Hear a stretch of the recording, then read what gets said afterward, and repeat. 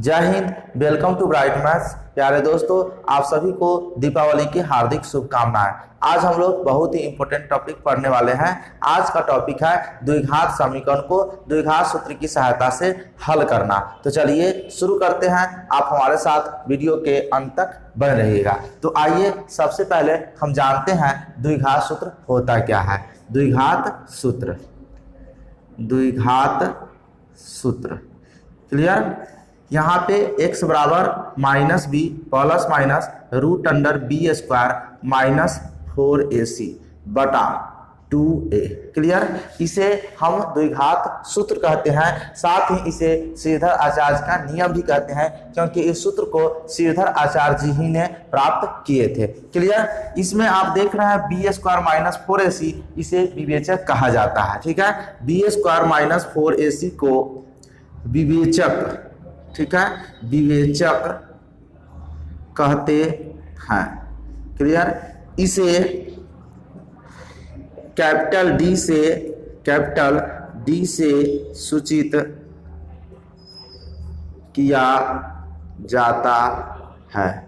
ठीक है, इसीलिए d बराबर बी स्क्वायर माइनस 4ac लिख सकते हैं। d बराबर हमारा क्या हो जाएगा, बी स्क्वायर माइनस 4ac। तो ये हमारा विवेचक हो गया। ठीक है, और ये हमारा सूत्र हो गया द्विघात सूत्र।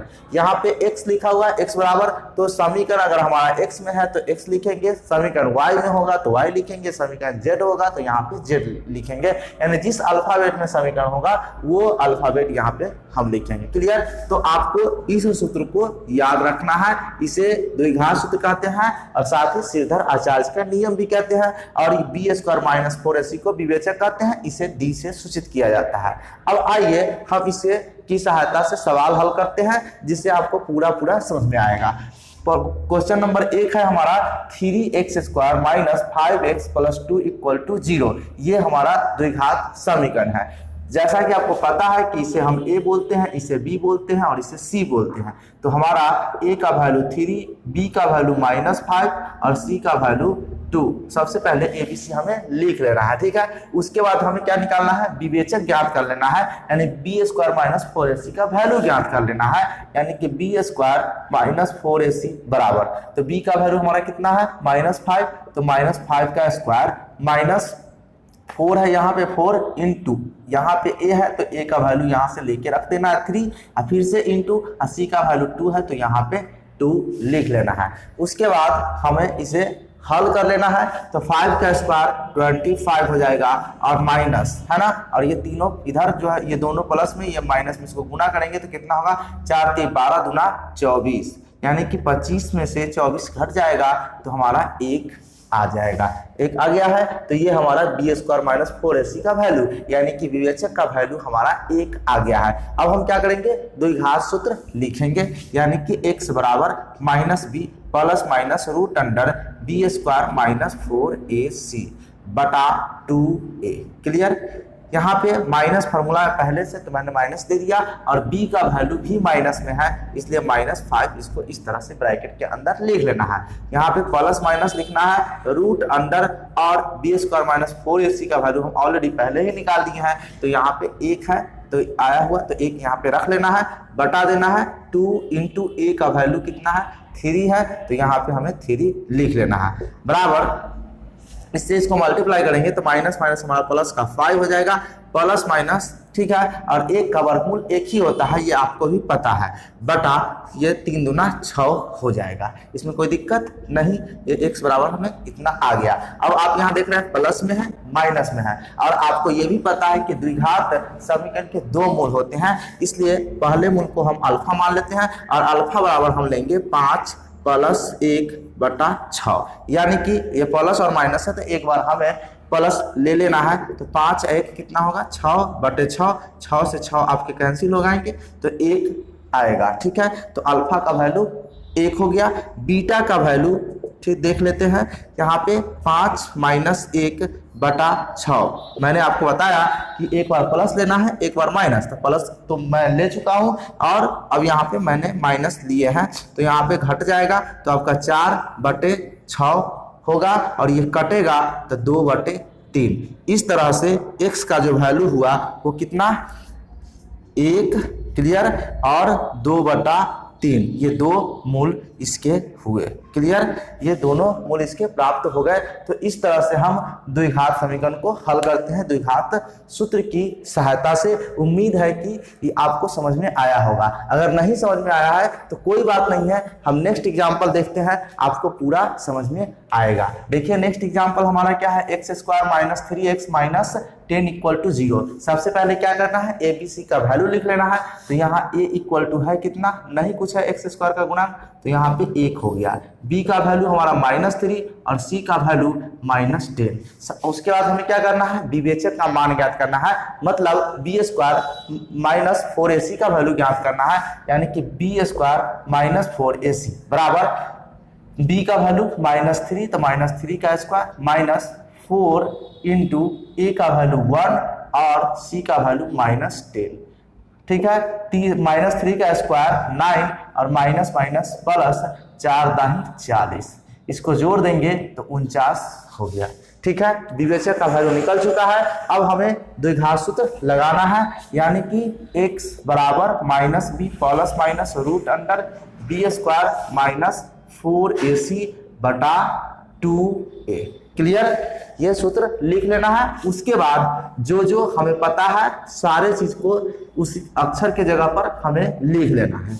देखिए यहाँ पे x बराबर माइनस और b का वैल्यू क्या है, -3 तो -3 लिख लेना है, प्लस माइनस रूट अंडर है ना b² - 4ac यहाँ है, इसका वैल्यू हमें 49 पहले से ही प्राप्त है, यानी कि उसको हम ज्ञात कर लिए हुए, बटा 2 है इंटू यहाँ 2 है तो 2 लिख लिए, और a का वैल्यू कितना आया हुआ है 1 है, तो यहाँ पे 1 लिख लेना है। अब फिर x बराबर ये कितना हो जाएगा, माइनस प्लस का 3 प्लस माइनस, और यहाँ रूट का मतलब क्या होता है, वर्गमूल करना, तो 49 का वर्गमूल कितना होता है 7 होता है, तो 7 लिख लेना है, और 2 इंटू 1 यानी कि 2 ही हो जाएगा। जैसा कि आपको पता है, हमने आपको भी बताया कि प्लस और माइनस है तो एक बार प्लस लेना है, एक बार माइनस, तो यहाँ पे हम अल्फा लिखेंगे। अल्फा यानी कि 2 मूल होते हैं, तो एक को अल्फा मानते हैं, दूसरे को बीटा मानते हैं, और दोनों x का ही वैल्यू होता है। ठीक है, तो अल्फा बराबर हमारा हो जाएगा 3 + 7/2, तो 3 + 7 करेंगे तो 10 और बटा 2 ये कैंसिल हो जाएंगे तो 5, और बीटा की बात करें तो ये हमारा 3 - 7/2, तो यहाँ पे माइनस हो जाएंगे, तो -4 और बटा 2 कैंसिल होगा तो -2। क्लियर, अतः x बराबर 5 और -2 यानी इसके 2 मूल प्राप्त हो गए। क्लियर, उम्मीद है कि समझ में आया होगा। समझ में आया तो आप हमें कमेंट करके बताइए। क्लियर, नहीं समझ में आया तो भी आप हमें कमेंट करके बता सकते हैं। आइए क्वेश्चन नंबर 3 देखते हैं। यहाँ पे हमारा क्वेश्चन क्या है, 2y² - 2√2 और यहाँ पे y ही होना चाहिए, क्योंकि समीकरण y में है तो y ही होगा। क्लियर, तो फिर से देख लीजिए, यहाँ पे 2y² - 2√2y + 1 = 0, ये द्विघात समीकरण है और y में है। ठीक है, तो सबसे पहले हमें क्या करना है, a b c का वैल्यू लिख लेना है। ठीक है, तो a बराबर हमारा कितना है 2, b बराबर -2√2 और c बराबर 1 है। ठीक है, अब क्या करना है, विवेचक का वैल्यू निकालना है, यानी कि b² - 4ac। ठीक है, तो b का वैल्यू कितना है -2√2 का स्क्वायर -4 इंटू a का वैल्यू 2 है, इंटू c का वैल्यू 1 है, मैंने लिख लिया।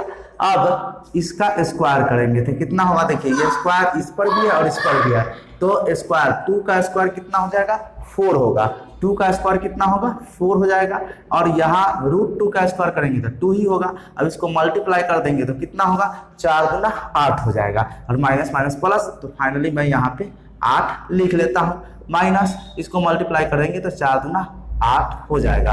8 में से 8 को घटाएंगे तो हमारा 0 आ जाएगा, इसमें कोई प्रॉब्लम नहीं। अब हमें द्विघात सूत्र लिख लेना है। हमने आपको बताया कि समीकरण x में है तो x लिखेंगे, y में है तो y लिखेंगे। यहाँ समीकरण y में है तो हम y बराबर लिखेंगे -b plus minus root under b² - 4ac बटा 2a। क्लियर, y बराबर माइनस और b का वैल्यू हमारा माइनस में ही है, यानी कि -2√2।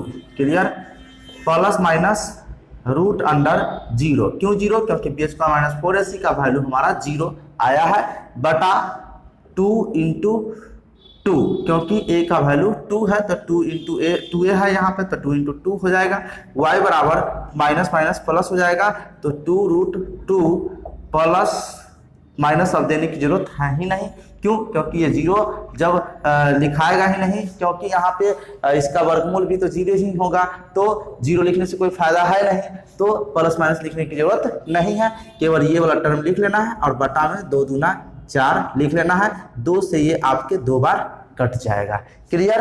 अब ठीक है, यहाँ से y बराबर इसे लिख सकते हैं रूट 2 ऊपर वाले को, और नीचे 2 है तो 2 को तो आप लिख सकते हैं रूट 2 इंटू रूट 2 लिख सकते हैं ना। तो यहाँ पे रूट 2 से रूट 2 ये कैंसिल हो जाएगा, यानी कि y का जो वैल्यू बचेगा वो होगा 1/√2। यहाँ पे दोनों वैल्यू हमारा 1/√2 ही होगा, अतः लिख सकते हैं y बराबर 1/√2 और 1/√2।